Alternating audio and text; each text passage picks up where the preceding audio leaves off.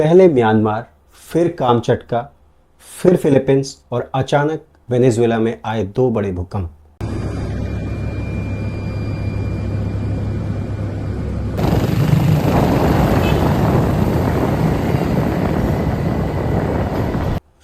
यहाँ दो भूकंप 40 सेकंड के अंतराल में आए हैं। पहला भूकंप 7.2 मैग्नीट्यूड का। यहाँ लोग संभल ही रहे थे पहले अर्थक्वेक से कि 40 सेकंड के तुरंत बाद अचानक से दूसरा भूकंप आ गया।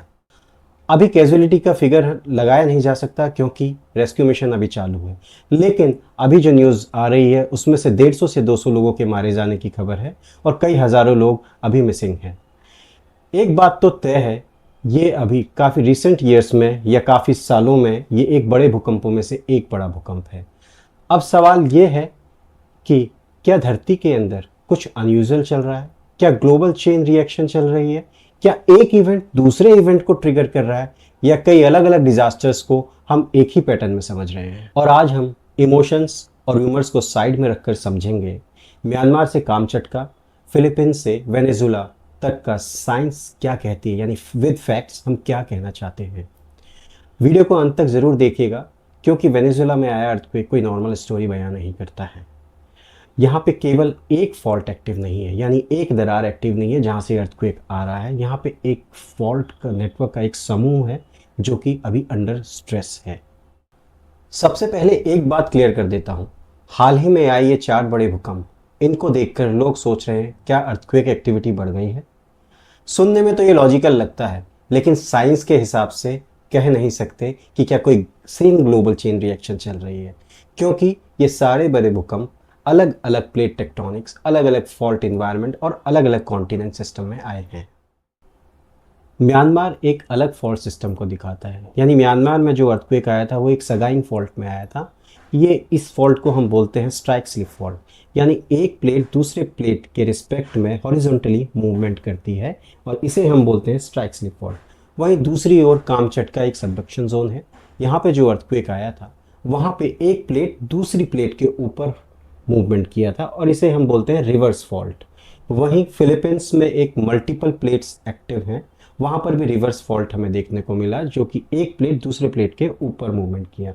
वहीं वेनेजुएला अर्थक्वेक, यहाँ पर कैरेबियन प्लेट ईस्टवर्ड मूवमेंट करती है with respect to South American plate, और यहाँ पर भी एक स्ट्राइक स्लिप फॉल्ट का हमें एक डिज़ाइन दिखता है, स्ट्राइक स्लिप फॉल्ट मूवमेंट हमें दिखता है यहाँ। तो धरती एक जगह से नहीं टूट रही, धरती के अलग अलग इंजन अपने अपने तरीके से काम करते हैं। लेकिन हाँ, जब इतने सारे इवेंट्स एक ही टाइम पीरियड पे आ जाते हैं तो नेचुरली सभी को लगता है कि शायद कुछ बड़ा चल रहा है। अब थोड़ा जूम आउट करते हैं और अर्थक्वेक को एक साइंस के एंगल से देखते हैं। अगर आप धरती को ऊपर से देखें तो ये एक सॉलिड बॉल की तरह लगती है, लेकिन रियलिटी में धरती एक पजल की तरह है जिसे हम टेक्टोनिक प्लेट्स बोलते हैं। ये प्लेट्स कंटिन्यूसली मूव करती रहती हैं, बट धीरे धीरे, इतना धीरे कि आपको फील भी नहीं होता। कुछ प्लेट्स एक दूसरे से दूर जा रही हैं, कुछ प्लेट एक दूसरे के पास आ रही हैं। अब प्रॉब्लम यहाँ स्टार्ट होती है, ये प्लेट्स स्मूथली मूव नहीं करती, इनके बीच फ्रिक्शन होता है। सोचिए आप अपने हाथ को टेबल पर स्लाइड कर रहे हो, कभी वो स्मूथली चलेगा, कभी अटक जाएगा, और जब अटकने के बाद सडनली स्लिप करेगा तो एक झटका लगेगा। अर्थक्वेक भी कुछ ऐसा ही होता है। जब प्लेट्स या रॉक्स एक दूसरे के अगेंस्ट लॉक हो जाए तो वहीं पे स्ट्रेस बिल्डअप होता है। ये स्ट्रेस सालों तक, कभी कभी हज़ारों सालों तक बनता रहता है और फिर एक मोमेंट आता है और ये लॉक यानी स्ट्रेस लॉक टूट जाता है और इसे ही अर्थक्वेक कहते हैं। और एक बात और, कभी कभी हमने ये देखा कि छोटा मैग्नीट्यूड भी बड़ी तबाही ला सकता है और बड़ा मैग्नीट्यूड का अर्थक्वेक इतनी तबाही नहीं ला पाता।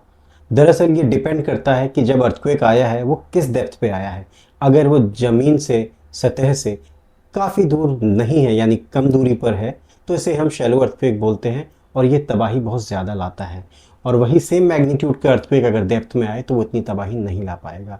तो इसी तरह से हम देखते हैं कि काफ़ी सारी बिल्डिंग्स गिर जाती हैं, काफ़ी मॉडर्न स्ट्रक्चर तबाह हो जाते हैं। ये सब चीज़ डिपेंड करता है कि अर्थक्वेक किस डेप्थ पे आया है। यही वेनेजुएला में अगर हम बात करें तो 2 अर्थक्वेक आए थे, यानी पहला अर्थक्वेक 20 किलोमीटर पे और दूसरा अर्थक्वेक 10 किलोमीटर पे, यानी तबाही और ज़्यादा बढ़ जाती है 40 सेकंड के बाद और बिल्डिंग्स धर धर गिरने लग जाती हैं, आपने विजुअल्स में जिस तरह से देखे होंगे।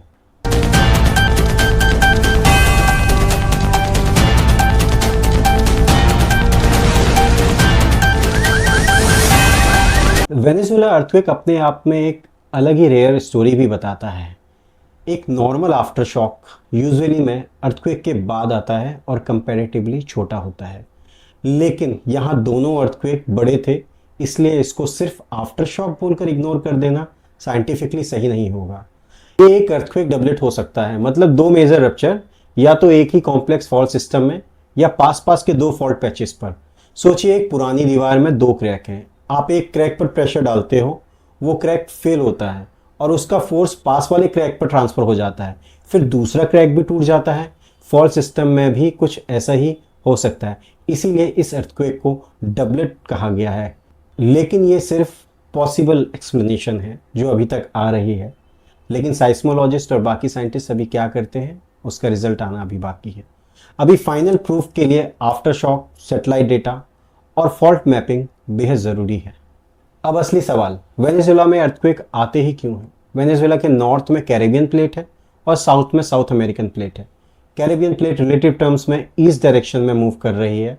ये स्पीड बहुत फास्ट नहीं लगती, कुछ सेंटीमीटर पर ईयर, लेकिन टेक्टोनिक्स में सेंटीमीटर्स पर ईयर का मतलब बहुत बड़ा होता है, क्योंकि ये मूवमेंट एक साल नहीं हज़ारों साल तक चलता है।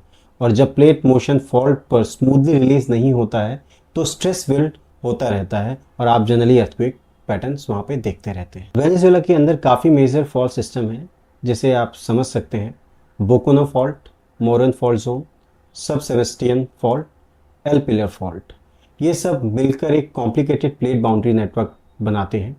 कहीं ज़मीन साइड में स्लाइड कर रही है, कहीं कंप्रेशन हो रहा है, कहीं माउंटेन्स अपलिफ्ट हो रहे हैं, कहीं बेसिन्स बन रहे हैं। इसलिए वेनेजुएला के अर्थक्वेक सिस्टम सिंपल नहीं है, यह एक टेक्टोनिक ट्रैफिक जंक्शन जैसा है, और जब जंक्शन पर प्रेशर ज़्यादा हो जाता है तो मूवमेंट वायलेंट हो सकती है। और अब एक बहुत इंपॉर्टेंट और सरप्राइजिंग फैक्ट, अक्सर हम सोचते हैं कि अगर किसी एरिया में अर्थक्वेक नहीं आ रहा, यानी काफ़ी सालों से नहीं आ रहा है, तो वो सेफ है, लेकिन अक्सर ऐसा होता नहीं है।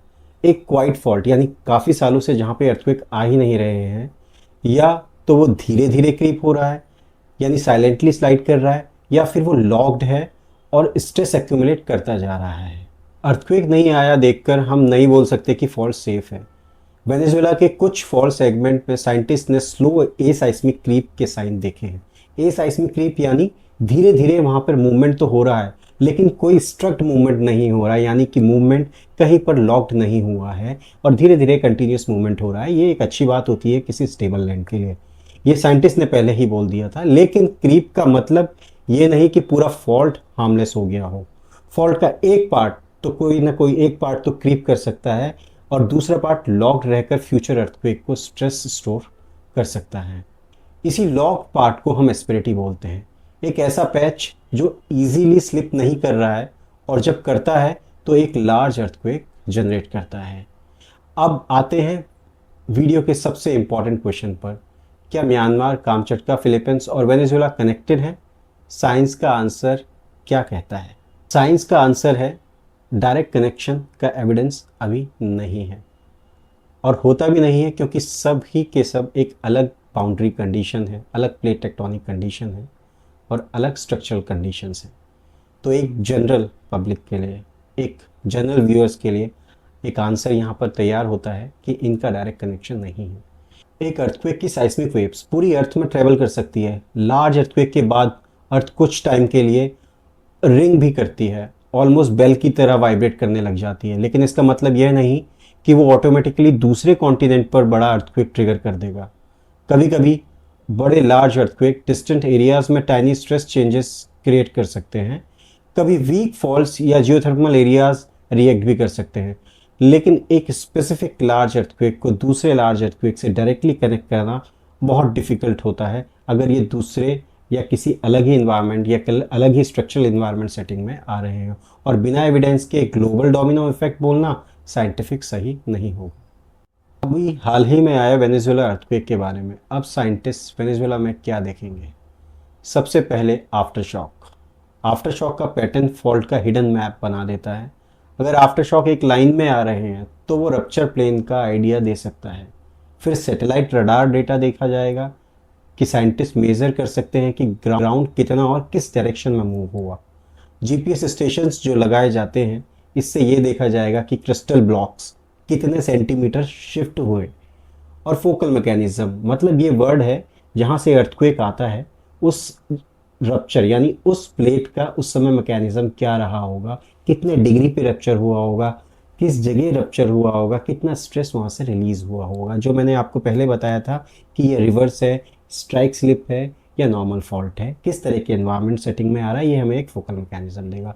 और फिर इस तरह से स्ट्रेस मॉडलिंग की जाती है। इसमें साइंटिस्ट कैलकुलेट करते हैं कि पहले रप्चर जो आया है वो दूसरे रप्चर में ट्रांसफ़र हुआ है कि नहीं हुआ, और हुआ है तो किस डायरेक्शन की तरफ हुआ है।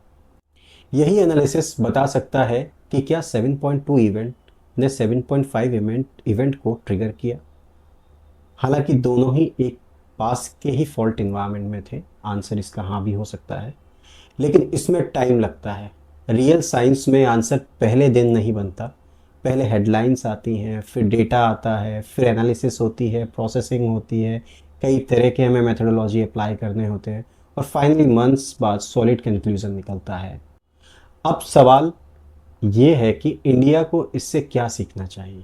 वेनेजुएला का टेक्टोनिक सिस्टम हिमालय जैसा नहीं है, म्यांमार भी हिमालय जैसा नहीं है, कामचट का तो बिल्कुल अलग सबडक्शन जोन है। लेकिन डिजास्टर का पैटर्न हर जगह सिमिलर हो सकता है। Shallow earthquake, dense population, weak building, poor emergency response और panic. North east India, Delhi, NCR, Gujarat और कई बड़े शहर, सब जगह अर्थक्वेक प्रिपेयर्डनेस इंपॉर्टेंट है। अर्थक्वेक को रोक नहीं सकते, हम एग्जैक्ट प्रिडिक्शन नहीं कर सकते, लेकिन हम बिल्डिंग्स स्ट्रॉन्ग बना सकते हैं, ओल्ड बिल्डिंग्स रिट्रोफिट कर सकते हैं, स्कूल्स में ड्रिल्स कर सकते हैं, इमरजेंसी किट्स रेडी कर सकते हैं, और सबसे इम्पॉर्टेंट, रूमर्स की जगह साइंटिफिक इंफॉर्मेशन फॉलो कर सकते हैं। म्यांमार ने दिखाया कि शैलो स्ट्राइक स्लिप अर्थक्वेक कितना डिस्ट्रक्टिव हो सकता है। कामचटका ने दिखाया कि सबडक्शन जोन का स्केल कितना डेंजरस हो सकता है। फिलीपींस ने दिखाया कि मल्टीपल प्लेट्स के बीच रहना क्या होता है, और वेनेजुएला ने हमें दिखाया कि एक कॉम्प्लेक्स फॉल्ट सिस्टम सिर्फ 40 सेकंड में पूरे देश की रियलिटी बदल सकता है। लेकिन इन सब इवेंट्स का एक डायरेक्ट ग्लोबल कनेक्शन अभी प्रूफ नहीं हुआ है। धरती कोई एक स्विच से ऑपरेट नहीं होती। हर जगह रीजन अपना टेक्टोनिक स्ट्रेस, अपनी फॉल ज्योमेट्री और अपना अर्थक्वेक साइकिल होता है। हाँ, एक बात कॉमन है, हम ज़मीन को स्टेबल समझते हैं, लेकिन उसके नीचे प्लेट्स कंटिन्यूसली मूव कर रही होती है, और जब वो मूवमेंट सडनली रिलीज होता है तो उस कंडीशन में दुनिया के लिए एक अलार्म बेल होती है। क्या दुनिया में अर्थक्वेक एक्टिविटी सच में इंक्रीज हो रही है, या हम सोशल मीडिया के थ्रू पहले से ज़्यादा अर्थक्वेक देख रहे हैं? कमेंट में लिखिए, और अगले वीडियो में हम इसी तरह से आपके लिए कुछ रोचक वीडियो बनाएंगे जो साइंस और फैक्ट्स के साथ होगी। ऐसे ही साइंस फैक्ट्स के बारे में जानने के लिए इस चैनल को लाइक, सब्सक्राइब एंड शेयर कीजिए। Thank you.